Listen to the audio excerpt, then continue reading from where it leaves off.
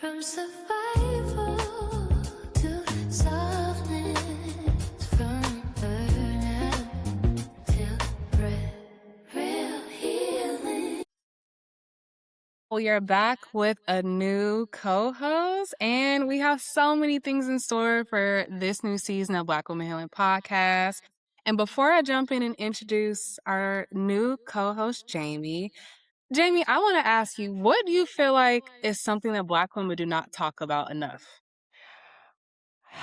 There are many things, and being as though I am a Black woman and it's not talked about enough, to be true, fair, vulnerable, Mm, and completely honest, I think I should give it just a little bit more thought because, blind spots are exactly that. We don't see them.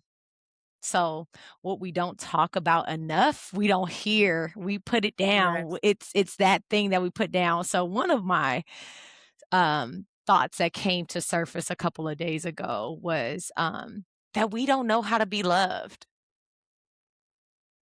We Were you don't. in my therapy session this morning? No, I wasn't. Wasn't me. Wasn't me. But yeah, we don't.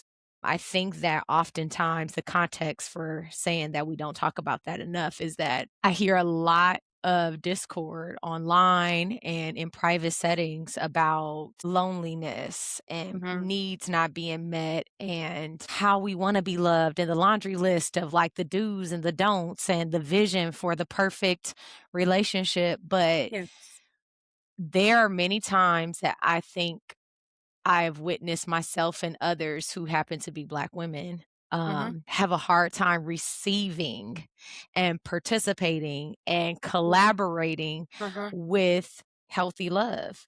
Yeah. So we don't know how to be loved. We don't know how to receive love. We don't know how to oh, I'm going into another thing I think we don't say enough. We don't know how to No, you're receive good. Yeah. help. Yes, yes. I think because innately we are like, if we go back to just generations and generations, we have been deemed as the one that's supposed to teach you how to love us and how to love each Mm, other. And mhm. so I feel like because we're so stuck in the thought of, I got to teach you about love, that doesn't create the space for us to receive it because I'm too busy in teacher mode. It's like when the teacher tries to be the student and they have that hard time being like, wait, but let me show you this, let me show you this, let me show you that, right? Like you get Yes. so stuck in that. That transition. So we're stuck in traffic in the transition of going into the other role. I can definitely see how that could create not necessarily friction, but just yeah, maybe friction is the word. Friction in trying to receive it. Like you may know how to articulate it, you may know when it feels right, Yeah. but allowing it to settle and to become a more natural thing. Yeah. Yeah. And as you mentioned something really interesting too about historically, we're in the role of teaching that I thought you might go to a place of, historically, like, what does it even mean to be loved? Right? What does that mean? Like, I believe a lot in, like epigenetics and like Mhm. we hold the traces of our ancestors in a lot Yes. of what we do and how we behave. And because we don't get a chance to witness matriarchy in if you're of African American descent, like in Africa from the roots of it all, we're lost there. And then the template that we do have that originates in slavery is like Mhm. Mhm. really Yep. chaotic. So Yep. it's like Yep. well, my love is making sure you're safe.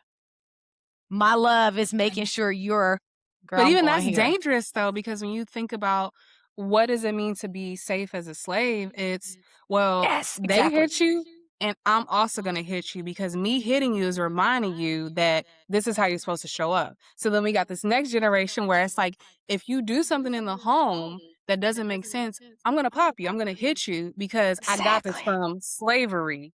And that's me showing you that I love you because I'm disciplining you. Fusing because then you start to think, okay, what is it supposed to look like if I'm in a relationship? If this person that I'm in a relationship hits me, do they love me? Like, what is this? Right. So, like, even when you said that, I'm like thinking about the ways in which it's passed down. And then you're making me think about when I have gone to Africa, the ways in which I'm greeted with, here's our specialty coffee. Here's like, because when I went to Africa, y'all, they thought I was from there. I went to Ethiopia.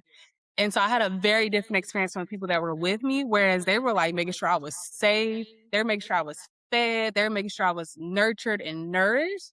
And I think about that form of love of being like, I want to make sure that like you feel good and you're taken care of versus like America being a Black person.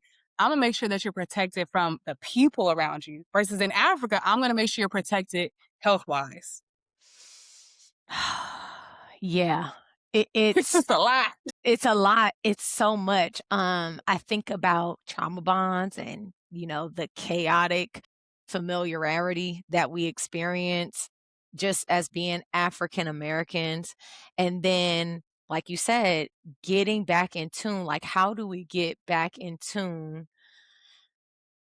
realistically to being able to receive love? I think that's where the conversation goes. Without Yes. maybe, can we even do it without taking a trip to Ethiopia? Yeah, Can we? I think we can. Yeah. I think it's possible. I mean, instantly I think of, and I think we could kind of peel back the layers of this, but like dealing with the discomforts or even observing how much we do in order to feel loved. Like so much of love with ourselves and our acceptance of ourselves require tasks, require Yep. achievement, require this, and being able to just check that and being like, no, you don't have to cross off everything off your to-do list today to sit and have a very nutritious, slow lunch, Yeah. celebratory lunch, like stuff like that, maybe. Mhm. But yeah, I don't think we say it enough. I don't think we admit We it don't. enough. Totally agree. Totally agree. Well, y'all, if y'all have more things to share in the comments, please do so. We want to shift into our next segment and the meat of our conversation today of how we even met each other. So, Jamie, do you want to tell your version? See if y'all have the Yeah. same version? Yeah, I'll go first because let's just see. So, I'm going to start with before we actually formally met face to face. I think this speaks volumes to who we consistently show up to be. And I remember, I think it was Tiffany who posted the card deck. And this is the type of supporter I am. I'm not going to DM you, I'm not going to like friend request or anything like that. If I see it, I like it, and it's a Black woman. It's lit. It's I Yeah. don't need paid promo, nothing. Like, so ordered a card deck and I was in love with the idea. And then I think very quickly after I saw the post and ordered the deck, then I found out that you and your business partner would be at the Glow and Glow Fest. And so I was like, oh, okay, cool. Like, I'm going to get a chance to meet them. Fast forward, this is what stuck out to me is that when we did the breakout groups and we were working with the deck, you came over. I don't know if Destiny came over, but I remember I think you both did, but I remember specifically when you came over, it was an energy and an experience that number one showed me like it's like cut through all the fluff. Because now we live in a day and age, and I think this is Yes. noteworthy, that it is hard, or people, it's quite the intention to navigate a real space after Huge. engaging or witnessing someone online. And I experienced that enough to know that like it's worth being intentional about and figuring out your groove with that. And so Mhm. with you, it was just seamless. It was like, hey, da da da da, and you were in the breakout group, and I was like, okay, like I fucks with that. Like it's Yes. genuine. It's I don't want to say warm, but it was warm too, but it was just very, I feel like, sincere and just straightforward. Like no trying to manage anything around that. And I can really appreciate that. Like I can't even put it into words of how genuinely straightforward I felt you and received you. Like it wasn't that I just felt it. I was willing to let it in. It felt right on par to like, Yeah. oh, okay, because I don't even want to say like a boss bitch. Like I want to say like no, just like a straightforward woman, a great communicator. Because sometimes you can feel that someone may be willing and wanting to make connection, but you could tell they're shy, and I can be shy. So or cautious. I can be cautious, there's the word. Yeah. And I didn't feel that caution with you. And so fast forward, the rest kind of is a blur, but I know that we followed each other online and then like all the similarities. Once we had our first coffee date, I was like, "Oh yeah, I fucks with you," because we both do a lot and we're very efficient with our time. Yeah, for And sure. for that efficiency with the quantity, like with time, but then also with the quality, with like, okay, yes, I want to do a lot of things, but I also have to make sure I handle business. And that means I For have to stick to my sure. schedule and I have to be very mindful. And so, yeah, that's where I'll stop. Well, I'll fill in the blank. So at the Grow and Glow Fest, Jamie didn't share that she was the keynote speaker. And I go to a lot of things. I see a lot of keynote speakers, and oftentimes I don't want to say I'm bored with what they say, but I oftentimes feel as though I'm receiving the same message. Hence why I don't read self-help books. I feel like I'm oftentimes receiving the same message. Whereas that's just not the space that I'm in. If it's for you, it's for you. I used to want to be in that space.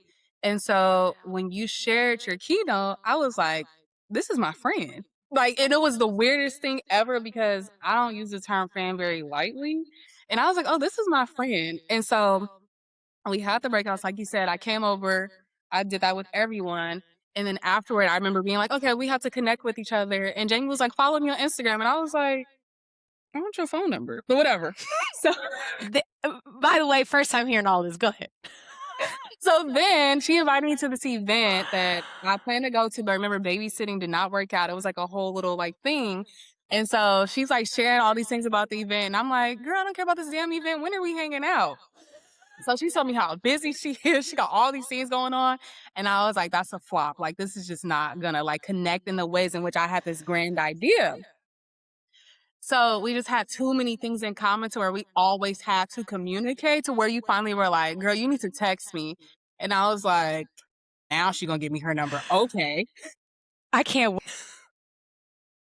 So then we're texting because again, we have all these things in common.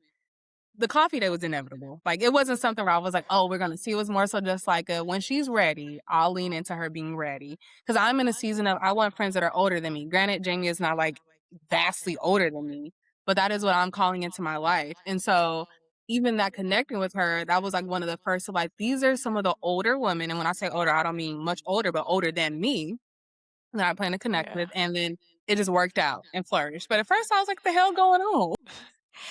Okay, I want to just jump in just a bit, and then but we can go back and forth.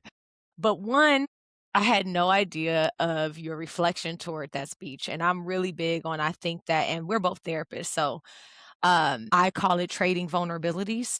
Mm-hmm. And in order for people, not in order, but one of the things that I think can build trust sometimes, whether it's in friendship or in the professional setting, is being vulnerable, saying Yes. something that's like close to you, like, look, Yep. if you feel like I'm gonna be hasty with your information, let me tell you something that's very personal to me that I wouldn't want you to be hasty with. Yeah. So now you got something on me. Like, Mm-hmm. right? Yep. And it's up for interpretation. So, in the motivational speaking space, I also think there's a lot of curiosity and connection. So, I tried things that are very personal to me. And so, Mm-hmm. I never knew that you felt that way about that information. So, that's good to know. But then also, in starting with Instagram, I just kind of feel like because I don't without Instagram, I don't think anybody would know or realize, like, how much I'm doing throughout the day, and even still, I don't feel like that captures it. So, Yeah. I try to start there just because it's like, maybe you'll get a feel a little bit more of, like, who I am and, like, what I'm about through there, and Yeah. then see if it's your vibe. Like, I don't know, maybe not because, I'm married, I have lots of children, so it's like, if you're single and you wanting to party and you think because of my personality that that's what we're gonna be able to do, you'll see like, yeah, I'm sorry, that doesn't fit into my life. Right. So I try to weed through it like that. And then yeah. But I did it. That's why I went that not it wasn't as intentional, it's kind of like a habit. I feel So you. I totally feel you. I totally but get it. yeah. I also think that we're in a day and age where we have to be careful who we give our phone numbers out to. And I think that, oftentimes we have to categorize experiences. Like, we had to have had some level of conversation where I said, "You need my phone number," versus "You need my Instagram," versus "You need my TikTok," right? Like, I think it's just one of those things where you really have to categorize just people and experiences, especially being Jamie's from LA, I'm from LA. A lot of people are moving to LA, and you just don't know what bag of people you are getting. Like, even you talking Yeah. about, like, how you have certain experiences with people and how they navigate towards you, when I hear certain people talk about their experiences with like celebrities or people with affluence, I don't feel the same way because I grew up around these people. I don't care. So I think it's also that level of like security of like, how do you navigate around people with certain X, Y, and Z things? Yeah, yeah, yeah, I definitely get that. It's tricky and it's dense. It's a layered topic because energy, right? You wanna be able to protect your space and, Yeah. not that I've felt caution toward you at all, but, yeah, it just another really refreshing thing I just wanna say is that Black women and friendship, right? Very, very, very layered topic. And growing up in LA, both of us being LA natives, I think there are a lot of different corners that we can Mm, view friendship. uh-huh. And Hmm. so it is really, really something that is worth study. Like I'm talking about on a research type of level, For you sure. know, what makes it effective, what makes it true, how to pick friends and how to also just be open to different type of relationships Yeah. because I think now, especially for Black women navigating healing, it is a foreign space. It's a foreign Yes. space. It's not just based on proximity and like-mindedness and similar For interests. I sure. think some of the best friendships I have are with people who we are like-minded, but we might not have proximity, but we're intentional. Yeah. We might not have a we don't have similar careers, like, but we are able there's something in it, and there's something about the level of communication and self-actualization that allows for the effective friendship to happen, so that's something maybe we'll get into at another time, but Yeah, I think it's worth exploring. I can't think of what the name of the book is by Dr. Joy Harden Bradford. She has a book where she thoroughly studied like Black women in friendship and sisterhood. And she comes from the standpoint of like she's a part of a sorority, but then she talks about like how her community shaped that. She talks about all of these different like corners of it, like kind of like how you're saying. And I challenge y'all to read it because it also has like discussion questions in it. It's a really good book. definitely gotta link that in the comments.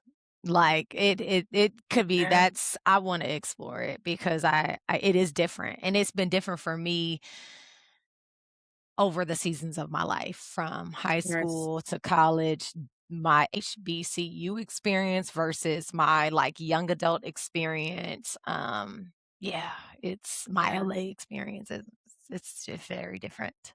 Yeah, you're making me think a lot about that era where a woman would say, like, "I don't have a lot of women friends, like, I have more male friends than, like, women," and I used to be like, "Why?" Like, why is that, like, your standpoint?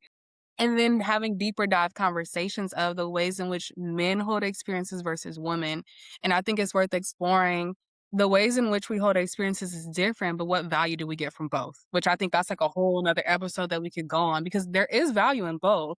But do we take a deeper dive and really have a conversation about those things and our expectations of the ways in which men show up in friendship versus women showing up in friendship?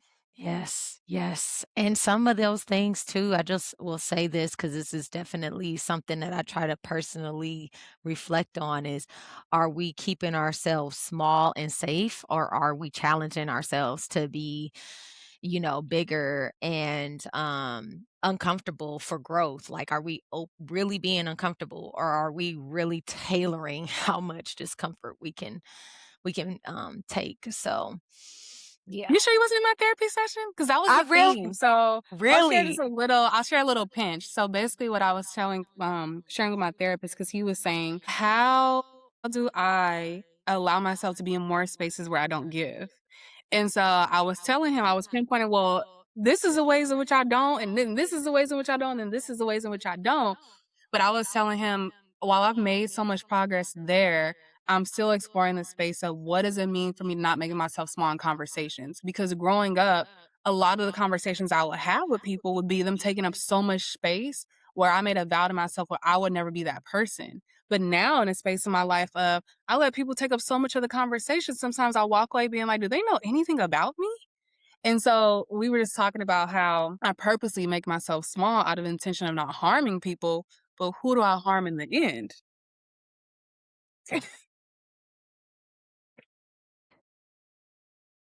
You just took us on a journey Yeah. because I'll just start with the beginning of spaces where you are not always giving, right?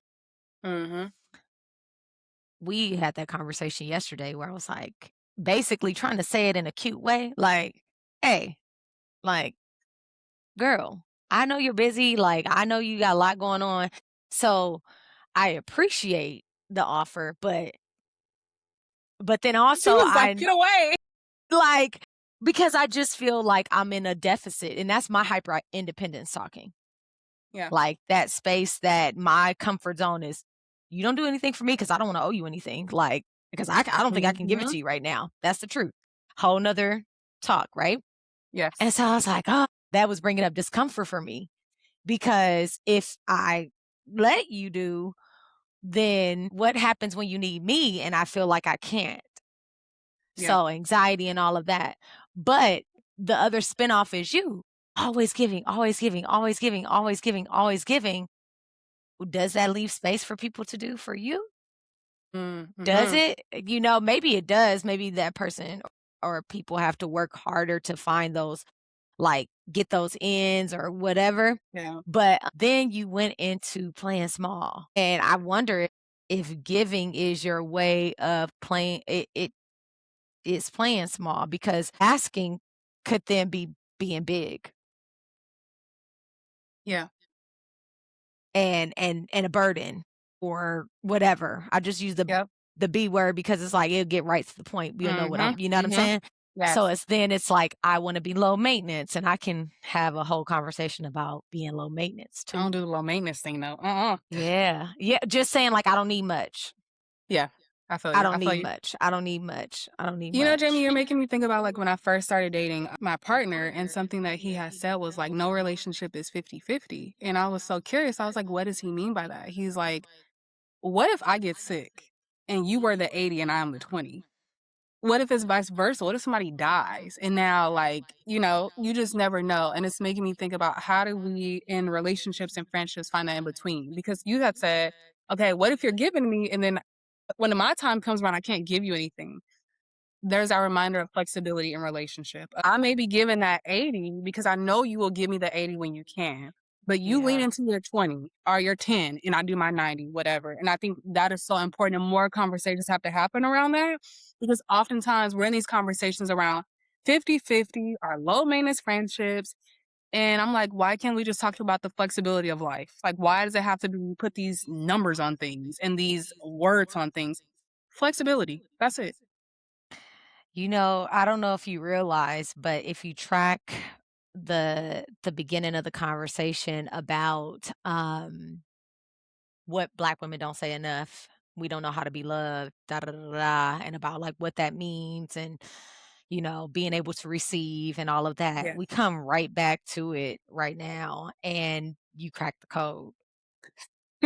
Flexibility and honest assessment Yes. constantly. That's Yep. the key. Consistently being flexible and having an honest assessment with yourself and of others, Yes. because it's not, you can't base an equation off of something that doesn't fit, right? So you have to personalize, or not personalize, you have to um I don't want to say individualize, but you have to create the equation on a case by case basis. It's Yes. not a cookie cutter equation. Like you Exactly. give me 80 10 times and then I give you 80 10 times. Like it just doesn't work like that. So the flexibility is so important in an honest assessment, you know? Yes. And I Yeah. think communication. Sorry, gotta say Oh, that. for And sure. No, communicate you're that good. because you Yes. having that personal reflection does you no good if this is about community and relationship and friendship because Yes. you got to be able to communicate that effectively to the other person because you're collaborating with them. You're in relationship with them. It depends on how they receive that flexibility. It depends on how if they agree with your honest assessment. So yeah, Yep. that communication is key in that as well. I love that. Well, that's it for the episode. Do you have any takeaways, any resources, any things? I think my resource is going to be that book I talked about, right? Dr. Joy Harder and Bradford's Yes. book. Yeah. I think it's called Sisterhood Heals or something like that. I'll put it in the show notes. Okay. Yeah. For me, I'm going to say I'll just leave us with a quote. Okay. Stay loose for change. That's Okay. not mine, but stay loose I for like change. that. I Yeah. like that. Okay, y'all. Well, that's it for this week's episode of Black Women Healing Podcast. Stay tuned for next Monday's episode. See you soon.